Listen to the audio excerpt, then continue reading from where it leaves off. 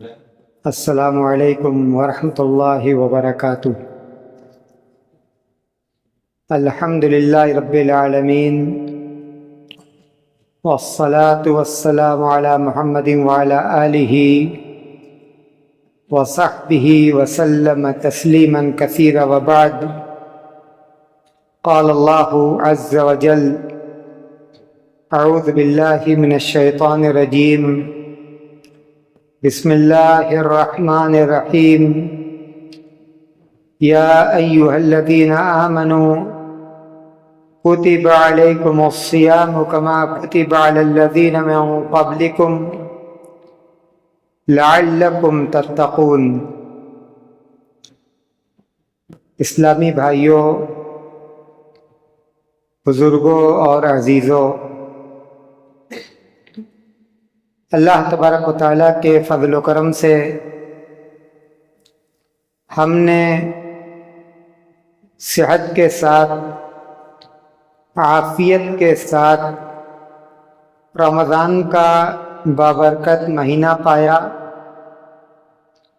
اور اللہ کی رحمت سے کیے۔ یہ روزہ اللہ تبارک و تعالیٰ نے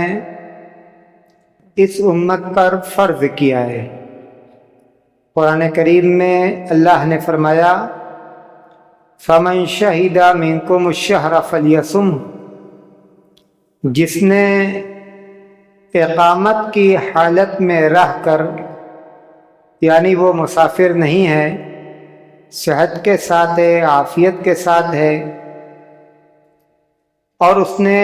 رمضان کا مہینہ پایا، فَلْيَصُمْهُ، تو اسے چاہیے کہ رمضان کے روزے رکھے۔ رمضان کا روزہ اسلام کی بنیادوں میں سے ایک اہم بنیاد ہے۔ اللہ کے رسول صلی اللہ علیہ وسلم نے فرمایا: بنی الاسلام علی خمس،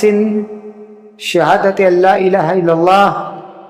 وان محمد رسول اللہ واقام الصلاۃ وایتاء الزکوٰۃ والحج وصوم رمضان۔ اسلام کی بنیاد 5 چیزوں پر قائم ہے۔ اس بات کا اقرار کرنا کہ اللہ کے علاوہ کوئی سچا معبود نہیں، محمد صلی اللہ علیہ وسلم اللہ کے بندہ اور اس کے رسول ہیں، نماز پابندی کے ساتھ پڑھنا، جو صاحب حیثیت ہے اس کے لیے زکوٰۃ دینا، جو اللہ کے گھر جانے کی مالی اور بدنی طاقت رکھتا ہے اس کے لیے حج کرنا، اور رمضان کے روزے رکھنا۔ تو یہ رمضان کا روزہ، یہ روزہ ہم پر کیوں فرض کیا گیا؟ کیا اس روزے کو فرض کرنے کا مقصد ایک مہینہ مکمل ہمیں بھوکا اور پیاسا رکھنا ہے، یا اس روزے کی فرضیت کا، اس روزے کو فرض کرنے کا کوئی اور مقصد ہے؟ اس کا جواب خود قرآن کریم کے اندر دیا گیا: یا ایھا الذین آمنوا کتب علیکم الصیام کما کتب علی الذین من قبلکم لعلکم تتقون۔ اے ایمان والو، اے وہ لوگ جو اپنے آپ کو ایمان والا کہتے ہو، جو اپنے آپ کو مسلمان کہتے ہو، یہ اللہ تبارک و تعالیٰ کا فرمان ہے، اور اس فرمان سے وہ ہم سے مخاطب ہے، وہ ہم سے یہ بات کہہ رہا ہے۔ کیا کہہ رہا ہے ہمارا رب ہم سے؟ اے ایمان والو، کتب علیکم الصیام، تم پر روزہ فرض کیا گیا، کما کتب علی الذین من قبلکم، جس طرح یہ روزہ تم سے پہلے کی امتوں پر فرض کیا گیا تھا۔ لعلکم تتقون، سوال کا جواب آیت کے اس حصے میں لعلکم تتقون، تاکہ اس عبادت کو پوری کر کے تم متقی بن جاؤ، تم پرہیزگار بن جاؤ۔ تو روزہ کے فرض کرنے کا مقصد ہمیں اللہ تبارک و تعالی بھوکا اور پیاسا رکھنا نہیں چاہتا۔ اللہ یہ چاہتا ہے کہ اگر ہم بشری تقاضوں کی وجہ سے صحیح راستے سے بھٹکے ہوئے ہیں، صحیح راستے سے ہٹے ہوئے ہیں، تو اس موقع کا فائدہ اٹھائیں اور اس عبادت کی جو روح ہے، اس عبادت کی جو روح ہے، اس عبادت کا جو مقصد ہے، یہ عبادت انجام دے کر ہم اس مقصد کو حاصل کر لیں۔ یہ روزے کا مقصد ہے، متقی ہونا، پرہیزگار ہونا، اللہ سے ہمارے رشتے کو جڑ جانا، اللہ سے ہم قریب ہو جائیں۔ بہت ساری حدیثوں میں روزہ کے اس مقصد کو بیان کیا گیا ہے۔ ایک مشہور حدیث، اللہ کے رسول صلی اللہ علیہ وسلم نے فرمایا، یا معاشر الشباب من استطاع منکم الباءۃ فلیتزوج فإنہ اغض للبصر واحسن للفرج ومن لم يستطع فعلیہ بالصوم فإنہ لہ وجاء۔ اے نوجوانوں، تم میں سے جو شخص نکاح کرنے کی طاقت رکھتا ہے، بدن کے اعتبار سے بھی اور نکاح کے جو ضروری لوازمات ہیں اس اعتبار سے بھی، فلیتزوج، تو اسے چاہیے کہ وہ نکاح کر لے، فإنہ اغض للبصر واحسن للفرج، اس لیے کہ جب وہ نکاح کے بندھن میں بندھ جائے گا تو اس کے بعد اس کی نظر بھی محفوظ رہے گی، کسی نامحرم پر غلط نظر نہیں ڈالے گا، اور اس کی عزت اور اس کی عصمت بھی محفوظ رہے گی۔ وَمَن لَّمْ يَسْتَطِعْ، لیکن جو اس کی طاقت نہیں رکھتا، کسی وجہ سے تاخیر ہو رہی ہے، فَعَلَيْهِ بِالصَّوْمِ، تو اللہ کے رسول صلی اللہ علیہ وسلم نے فرمایا کہ اسے چاہیے کہ وہ روزہ رکھے، فَإِنَّهُ لَهُ وِجَاءٌ،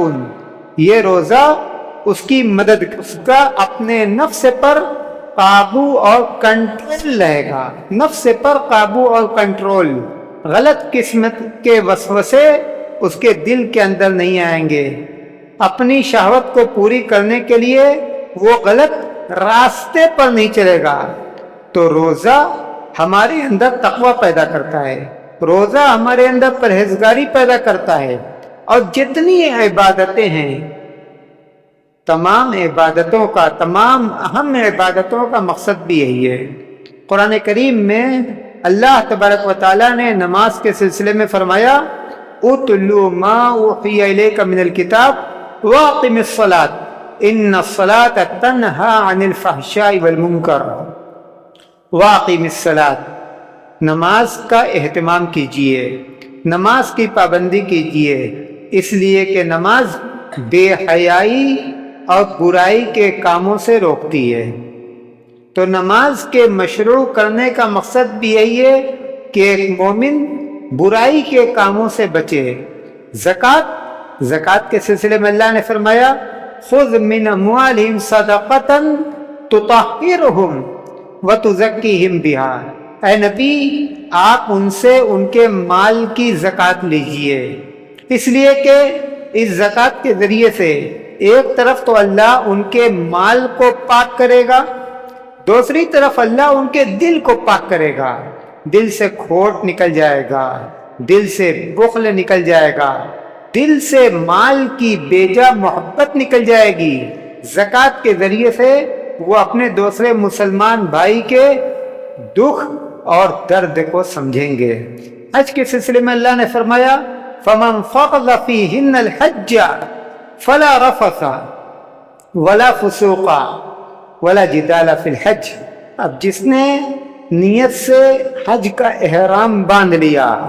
اب احرام باندھنے کے بعد احرام باندھنے دیا کرنی ہے، فلا رفث ولا فسوق ولا جدال فی الحج، نہ مباشرت کرنی ہے، نہ لڑائی جھگڑا کرنا ہے، نہ گالی گلوچ کرنا ہے۔ تو عبادتوں کے مشروع کرنے کا مقصد دیکھیے، تمام عبادتوں کو اسی لیے مشروع کیا گیا تاکہ ہم اپنے رب سے قریب ہو جائیں، تاکہ واقعی ہم اپنے رب کے فرما بردار اور اطاعت گزار بندے بنیں۔ جن کاموں کے کرنے کا حکم دیا گیا ان کاموں کو کرنے والے، جن باتوں سے بچنے کا حکم دیا گیا ان باتوں سے بچنے والے، اسی کا نام تقویٰ ہے۔ اب ہم روزہ رہتے ہیں، روزہ رکھتے ہیں، ہم اپنے آپ سے سوال کریں، ہم اپنے آپ سے پوچھیں کہ کیا اس روزہ کے ذریعے سے روزہ کا مقصد ہمیں حاصل ہو رہا ہے یا حاصل نہیں ہو رہا ہے؟ اگر روزہ رکھ کر روزہ کا مقصد ہمیں حاصل ہو رہا ہے، ہمارے اندر تقویٰ پیدا ہو رہا ہے، ہمارے اندر پرہیزگاری پیدا ہو رہی ہے، ہمارے دلوں میں نیکی کے کاموں کے کرنے کی محبت پیدا ہو رہی ہے، ہمارے دلوں میں برائی کے کاموں سے نفرت پیدا ہو رہی ہے، تو ہم مبارکبادی کے قابل ہیں، ہم اس قابل ہیں کہ ہمیں ہمارے اس نیکی کے کام پر مبارکباد پیش کی جائے، اور ہمیں یہ اپنے رب سے امید رکھنی چاہیے کہ ہمارا رب ہمارے اس نیکی کو قبول فرمائے گا۔ لیکن اگر معاملہ اس کے برعکس ہے، ایک طرف تو ہم بھوک اور پیاس کی شدت کو برداشت کر رہے ہیں، اور دوسری طرف ہمارا معمول، ہمارا اٹھنا بیٹھنا، ہماری گفتار، ہمارا کردار اسی طرح سے ہے جس طرح سے ہم روزہ رکھ کر نہیں ہوتے، تو پھر اس بھوک اور پیاس سے کیا حاصل ہے؟ ایک طرف تو ہم روزہ کی حالت میں اپنے رب کی عبادت کر رہے ہیں، اور دوسری طرف اسی روزہ کی حالت میں ہم رب کی نافرمانی کے کام بھی کریں، گالی گلوچ بھی کریں، لڑائی جھگڑا بھی کریں، نمازوں کا اہتمام نہ کریں، غلط باتیں زبان پر لائیں، غلط کام ہم انجام دیں، تو پھر یہ دو رخی کس کام کی؟ اس دو رخی کا کیا مطلب؟ اللہ تبارک و تعالی ہم سے یہ نہیں چاہتا۔ اللہ کے رسول صلی اللہ علیہ وسلم نے فرمایا، من لم يدع قول الزور والعمل به فليس لله حاجة في ان يدع طعامه وشرابه، جس نے گناہ کی بات اور گناہ کا کام روزہ کی حالت میں نہیں چھوڑا، روزہ کی حالت میں نہیں چھوڑا، فَلَيْسَ لِلَّهِ حَاجَةٌ فِي أَن يَدَعَ طَعَامَهُ وَشَرَابَهُ، تو اللہ کو اس بات کی کوئی ضرورت نہیں کہ وہ اپنا کھانا پینا چھوڑے، اللہ کو اس بات کی ضرورت نہیں ہے۔ اللہ نے روزہ ہم پر بھوکا رہنے کے لیے اور پیاسا رہنے کے لیے فرض نہیں کیا، اللہ نے تو روزہ اس لیے فرض کیا کہ ہم بھوکے بھی رہیں، پیاسے بھی رہیں، ہماری زبان بھی روزہ رہے، ہماری آنکھیں بھی روزہ رہیں، ہمارے کان بھی روزہ رہیں، ہمارے اعضاء و جوارح بھی روزہ رہیں۔ اسی لیے حضرت جابر بن عبداللہ کہتے ہیں کہ جب روزہ رکھو فَلْيَصُمْ سَمْعُكَ وَبَصَرُكَ وَلِسَانُكَ عَنِ الْكَذِبِ وَالْمَحَارِمِ وَدَعْ عَنْكَ ذَا الْجَارِ وَلْيَكُنْ عَلَيْكَ وَقَارٌ وَسَكِينَةٌ وَلَا يَكُنْ يَوْمَ صَوْمِكَ وَيَوْمَ فِطْرِكَ سَوَاءً، جب تم روزہ رکھو تو تمہاری زبان بھی روزہ رکھے، تمہاری آنکھیں بھی روزہ رکھیں، تمہارے کان بھی روزہ رکھیں، وَدَعْ عَنْكَ ذَا الْجَارِ، اور روزہ کی حالت میں کسی کو خاص طور سے پڑوسی کو تکلیف مت دو، خاص طور سے پڑوسی کو تکلیف مت دو، وَدَعْ عَنْكَ ذَا الْجَارِ وَلْيَكُنْ عَلَيْكَ وَقَارٌ وَسَكِينَةٌ، اور تمہارے پورے سراپے سے یہ ظاہر ہو کہ تم روزہ کی حالت میں ہو، تم عبادت کی حالت میں ہو۔ اسی لیے اللہ کے رسول صلی اللہ علیہ وسلم نے ایک دوسری حدیث کے اندر فرمایا، فَإِذَا كَانَ يَوْمَ صَوْمِكُمْ فَلَا يَرْفُثْ وَلَا يَسْخَبْ فَإِنْ صَابَّهُ أَحَدٌ أَوْ قَاتَلَهُ فَلْيَقُلْ انی امرؤ صائم، جب تم میں سے کوئی شخص روزہ رکھے فلا یرفث ولا یسخب، تو بری باتیں زبان پر نہ لائے، بری باتیں زبان پر نہ لائے، زبان کو محفوظ رکھے،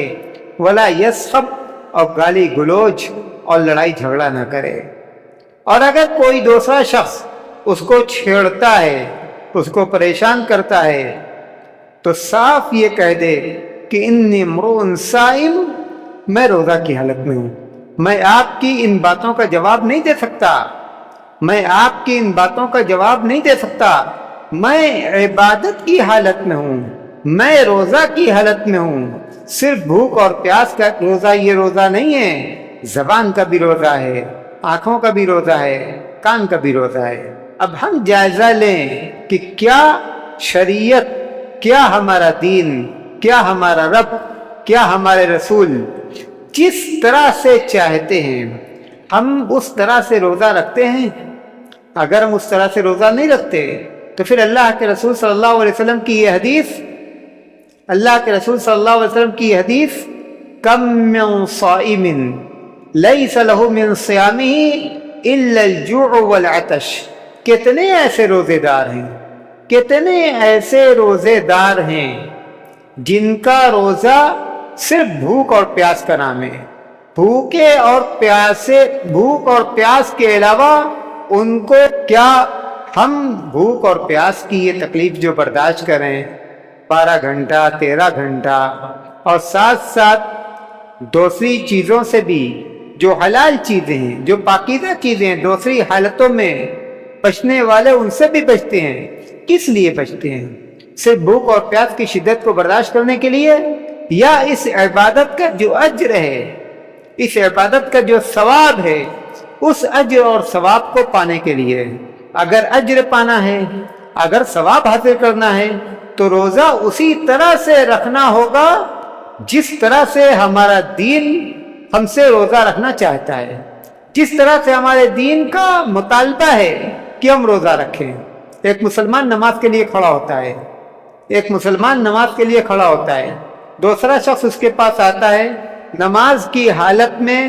اگر وہ اس سے بلوانا چاہے، کیا وہ بولتا ہے؟ نماز کی حالت میں اگر وہ اس کو کھلانا چاہے، اس کو پلانا چاہے، کیا وہ نماز کی حالت میں کھاتا ہے، پیتا ہے؟ نہ بولتا ہے، نہ کھاتا ہے، نہ پیتا ہے۔ کیوں ایسا کرتا ہے؟ اس لیے کہ اس کے دین نے اس کو اس کی اجازت نہیں دی، اس کے دین نے اس کو اس کی اجازت نہیں دی۔